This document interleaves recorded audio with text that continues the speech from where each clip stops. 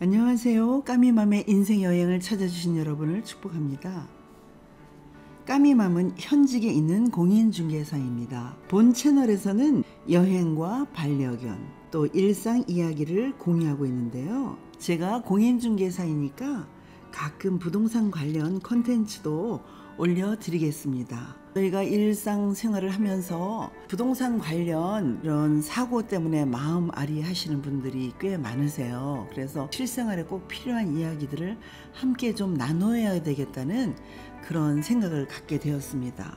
지난해 2020년 7월 31일부터 임대차 3법이 공표되었는데요. 계약갱신 청구권, 전월세 상한제, 전월세 신고제 등을 통하여 임차인들의 안정적인 주거 환경을 마련하고자 마련한 제도입니다. 오늘은 계약갱신 청구권과 계약갱신 통보 기간에 대해서 말씀드리려고 합니다. 우선 주택의 경우 전월세 모두 기본 계약 기간이 임차인은 2년을 보장받게 되어 있는데요.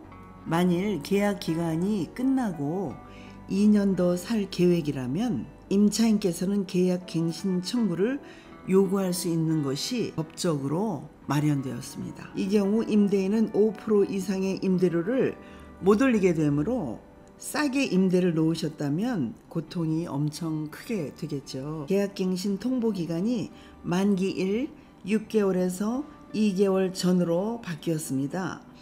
예전에는 6개월에서 1개월 전까지만 통보하면 되었는데 이게 바뀐 걸 모르시고 낭패를 당하시는 분들이 계시죠. 이렇게 되면 묵시적 갱신이 되어 모든 계약 조건이 동일하게 자동으로 연장이 되므로 좀 난처한 일이 생길 수도 있겠죠. 다만 임대인이 직접 입주를 하거나 직계 존비속이 입주를 해야만 하는 경우에는 예외인데요.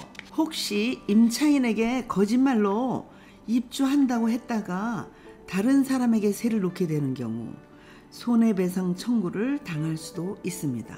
묵시적 갱신이 이루어지면 임차인이 계약갱신 청구권을 쓰지 않은 경우에 해당하므로 2년 후 임차인이 2년 더 계약갱신을 요구할 수도 있다고 합니다. 임차인은 저렴한 가격으로 6년을 살 수 있는 길이 열릴 수 있겠지만 반대로 임대인의 입장에서는 또 큰 고통이 될 수도 있겠죠.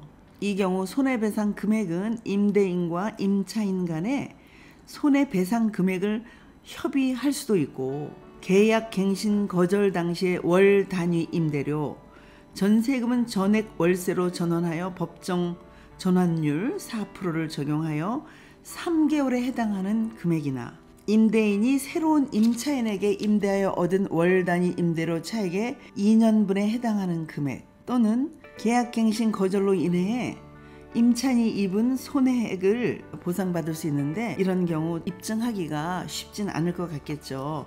또 바쁜 시간에 소송을 해서 간다는 게 서로 힘든 일이라 현실적으로는 좀 괴리가 있을지 몰라도 거짓말로 했다가는 낭패를 당할 수가 있으십니다. 우리나라의 주택 임대차 보호법은 세계 여러 나라들 중에서도 유례가 없을 정도로 임차인의 지위를 확실하게 보장하고 있는데요. 집값이 하늘 높은 줄 모르고 오르고 있으니 참으로 난감한 세상을 살고 있습니다. 요즘은 세무사님들께서도 상담하는데 어려움을 겪을 정도로 세법이 자고 나면 바뀌니 어쩌면 좋을까요? 묵시적 갱신은 만기일 최소 2개월 전에 통보하셔야 유효합니다. 임차인의 경우도 동일합니다. 오늘은 여기까지입니다. 감사드립니다.